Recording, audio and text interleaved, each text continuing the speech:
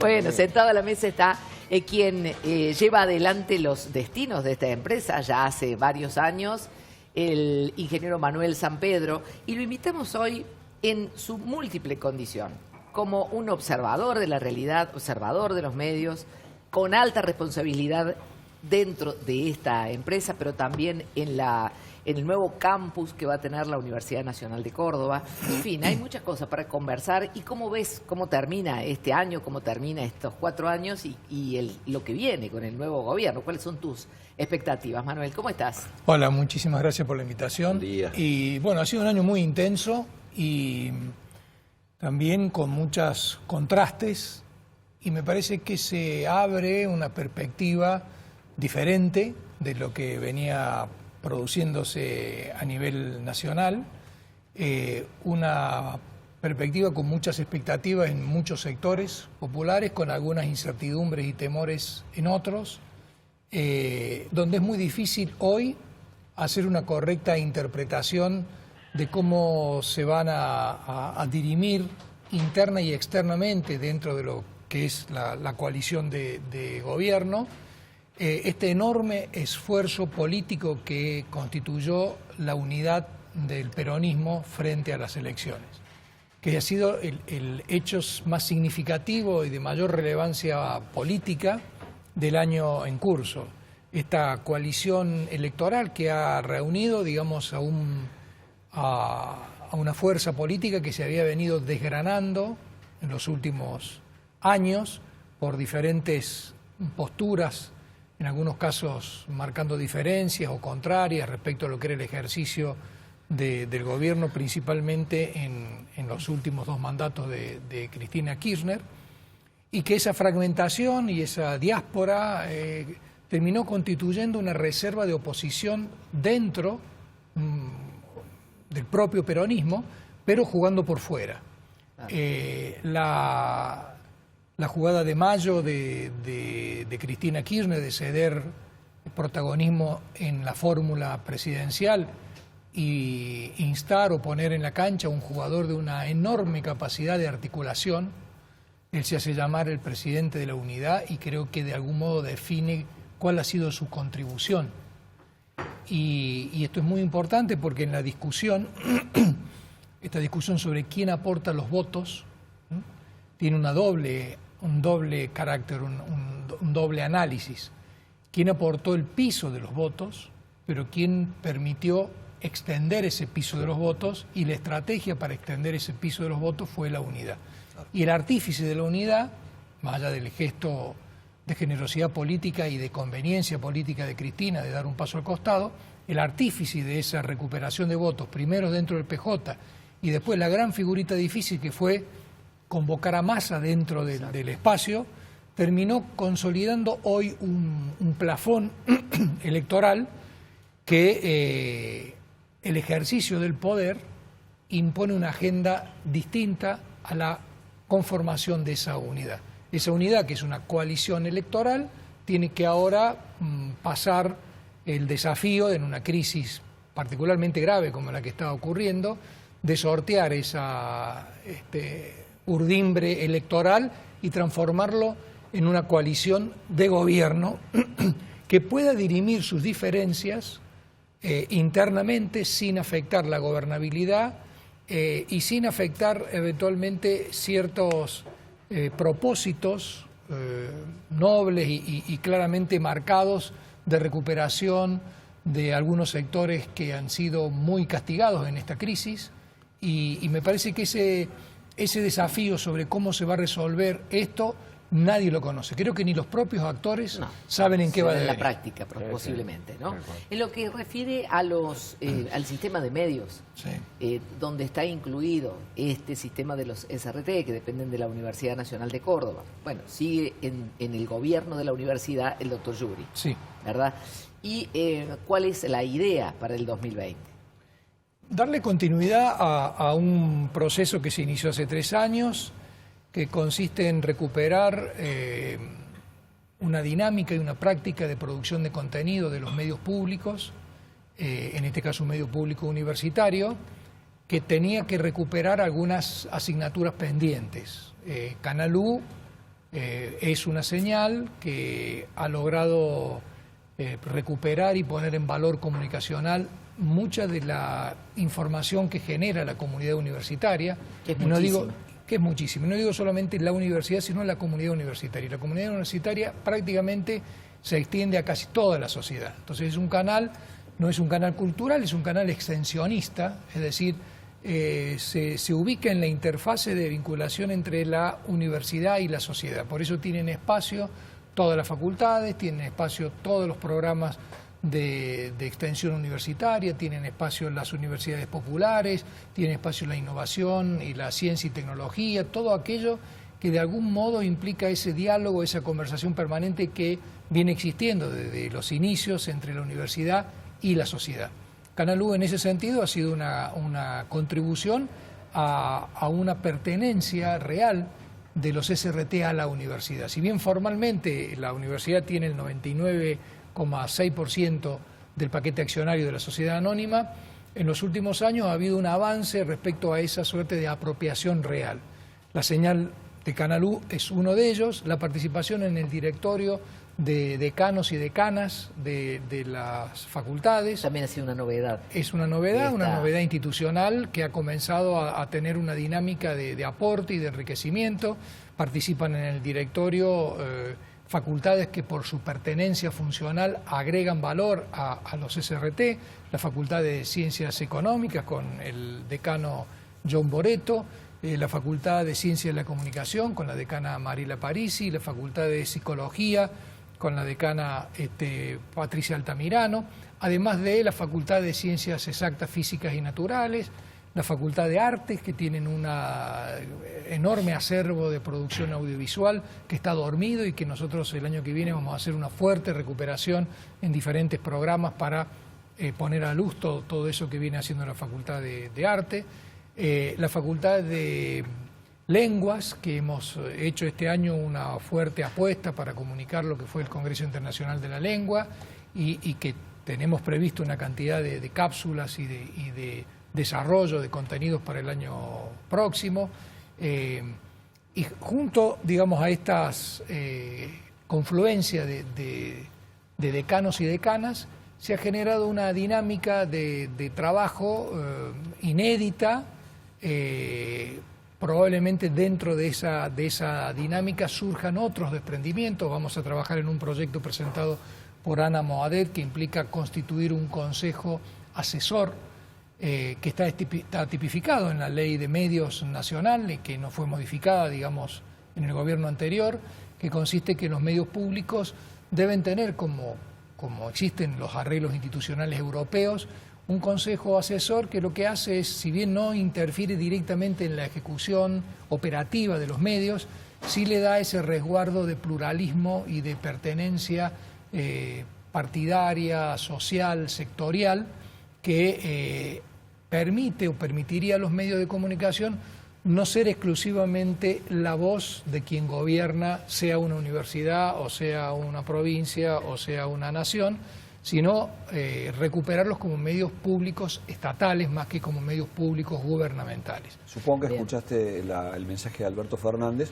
en referencia a los medios en particular, cuando dijo que se acabó la pauta, la publicidad respecto de actos publicitarios de gobierno como hasta hoy se venía usando, sino que la idea es trabajar sobre contenidos más pedagógicos y de otra naturaleza. Como mensajes, ¿no? No fue muy Sí, claro. no quedó muy claro, pero quizá por ahí vos tenés una interpretación. Ni apoyar individualmente.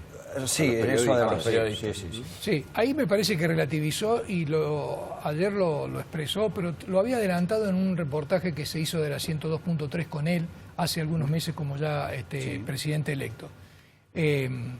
La pauta publicitaria, digamos, como mecanismo de discriminación o de apoyo o quita de apoyo discriminado es una práctica que ha venido desterrándose en el último tiempo, pero que aun cuando guarde ese equilibrio, llamémosle, basado en la audiencia, no necesariamente fortalece el apoyo que tiene que tener la pauta en aquellos contenidos culturales, educativos, formativos o de entretenimiento que no necesariamente están traccionados por mediciones de audiencia.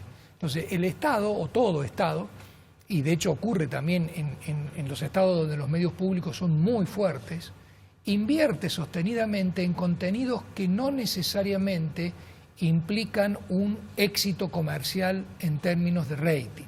¿Por qué? Porque el Estado es ahí donde tiene que contraponer y de algún modo promover expresiones artísticas, culturales, comunicacionales, formativas, educativas y de entretenimiento, que aun cuando parezcan no masivas en términos tradicionales desde el punto de vista de los mercados comerciales, cumplen un rol fundamental en lo que es la conversación social que tiene que guiar. Entonces me parece que la línea de Alberto Fernández, por lo que ha dicho, hay que ver lo que van a producir, digamos. Rosario Lufrano ha tenido una experiencia al frente de la televisión pública, ha sido una funcionaria que ha colaborado mucho con este canal en aquella gestión. A mí me tocó en ese momento acompañar a Carolina Scotto y teniendo, digamos, como contraparte el ministro Filmus y a Rosario Lufrano, y se mostraron muy propensos a comprender el rol que un medio público nacional y particularmente universitario tiene en Córdoba. Así que nosotros tenemos expectativas de que podamos incluso hacer jugar un rol al propio Canal U. Yo he hablado con algunas autoridades que estaban dentro del espacio, digamos, político que hoy gobierna Argentina, respecto a que Canal U puede ser una plataforma, una especie de Canal U federal, es decir, recuperando, así como nosotros hemos recuperado contenido informativo, audiovisual de todas las facultades, de todos los cepas del interior del país.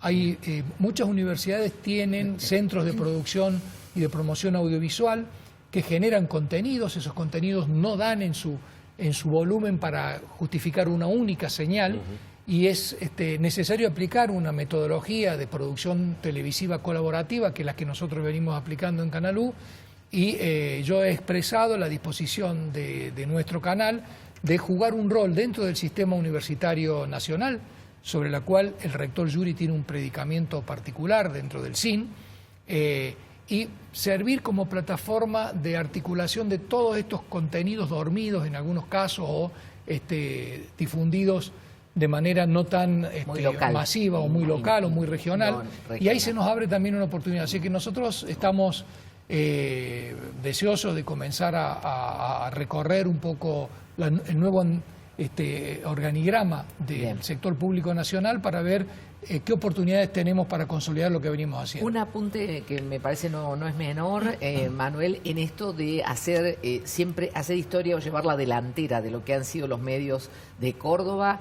Los SRT es el primer medio que tiene una editora de género. Así es. Y todos nosotros ya en contacto con la especialista, me parece que tenemos la impresión de que entramos también nosotros en una época de reaprender, de revisar conocimientos que ya teníamos. Hay personas que ya por una cuestión, ya sea de formación ideológica, por su propio rol, ya lo habían revisado, lo habíamos revisado, pero está muy bueno que lo podamos hacer en un intercambio franco respecto de aquello que nos sale mal o aquello que quedó fuera de época absolutamente y que era imperioso, se volviera a mirar y que lo notábamos en la diaria, desde cómo se nombran las cosas, cómo se nombran los episodios de la vida, hasta los contenidos, sin que esto implique, bajo ningún punto de vista, ni una censura previa, ni tampoco una negociación de cada programa, porque esto va por sus canales habituales. Así es. Y es algo incluso más profundo que la propia emisión de contenidos de carácter sexista o contenidos con cierta perspectiva de género. Nosotros en el 2016, cuando yo tomé contacto con todos los trabajadores y trabajadoras del canal antes de empezar mi gestión, apareció tempranamente en la agenda una suerte de discriminación interna favorable a los hombres en perjuicio de las mujeres. Esto llevó a tomar la decisión en el segundo semestre del 2016 de las conducciones mixtas en los informativos, que fue un primer avance al respecto. Al año siguiente, la agenda es tan, digamos... Dinámica. Sí, no solamente dinámica, sino compleja de ser abordada desde la perspectiva de quien le toca ejercer el poder y tiene una perspectiva de género sesgada por la matriz cultural donde ha venido, digamos, desarrollando su actividad. Entonces es muy difícil somos parte del problema y es muy difícil decir que de nosotros va a venir la solución. Con lo cual, el año siguiente tomé contacto con Paula Morales, que es una investigadora del CONICET, donde hizo un estudio en una tesis de postdoctorado sobre las prácticas comunicacionales en la radio, en Radio Universidad, que fue presentado a principios de este año. Se hizo un relevamiento, hizo entrevistas en profundidad con una cantidad de trabajadores, hombres y mujeres de la radio, y iniciamos este proceso, y este proceso de este año se profundizó, producto también de otros episodios que comienzan a aparecer y que también enriquecen esto, porque este proceso de reformulación de esta perspectiva de género se nutre a veces de testimonios, a veces de consultas y a veces de denuncias. Y estos vectores tienen diferente dinámica y le imprimen una velocidad distinta a esto. Entonces, cuando la consulta por ahí tiene una característica más tenue, se va avanzando más lentamente y a veces algunas denuncias precipitan algunas decisiones. En el caso particular, lo que fue público y conocimiento, primero un posteo en Facebook y después una nota presentada por el colectivo de Una Menos, puso sobre el tapete una problemática que llevó a un conductor nuestro, Max De Lupi, a renunciar él en un acto que yo juzgo de acompañamiento y de generosidad para ese estrépito que se había generado. Pidió, digamos, ser desplazado de las conducciones hasta que los SRT avancen institucionalmente en captar o resolver esta canalización de este tipo de situaciones. Y esto dio origen a propuestas, digamos, variadas, una de las cuales, impulsada por las decanas de mujeres dentro del directorio, la incorporación de una editora periodística de género, que ha comenzado su actividad ahora haciendo un diagnóstico y que tiene un rol y una función principalmente pedagógica, principalmente formativa. Y digo esto porque pareciera que cuando uno habla de editora responsable de género, imagina una función de auditoría de lo que está bien y de lo que está mal, y eso en última instancia desnaturaliza el rol. El rol es trabajar sobre prácticas y sobre gestos, sobre incluso gestualidades o comunicación no verbalizadas, que están muy naturalizadas, que es muy difícil a veces percibir previamente que se las está cometiendo, y solo cuando las ve en perspectiva puede eventualmente reconocer que eso necesita ser corregido. Y una visión experta, porque Gabriela Weller es una profesional del periodismo, pero también hizo especializaciones en cuestiones de género, que está haciendo una tarea de contacto y de conversación y de participación en reuniones, y que seguramente va a dar lugar a protocolos o a ciertas recomendaciones de actuación, y también a espacios de formación, a espacios de reflexión, a espacios de capacitación, que me parece que los cambios culturales tienen que hacerse no de manera abrupta y así con efectos especiales, sino como la garúa, moja por el paso del tiempo. Por el paso del tiempo. Y como ha sido siempre este medio llevando la delantera en esas cosas. O sea, en esto también hacerlo, volver a tomar la delantera de un cambio que va a ser, como decís vos, a muy largo plazo.